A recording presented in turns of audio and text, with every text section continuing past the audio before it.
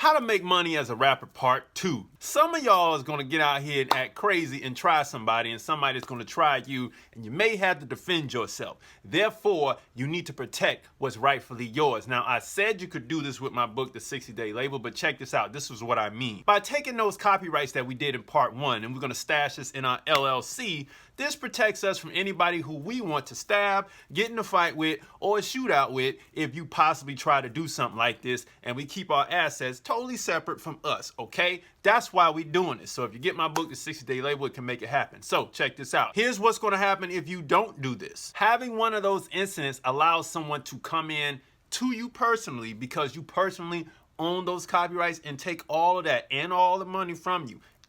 We don't want to do that. But when we secure our music with the limited liability company, it will offer that protection, and they'll hit the wall when they hitting us with them lawsuits because we had to accidentally elbow somebody or whatever.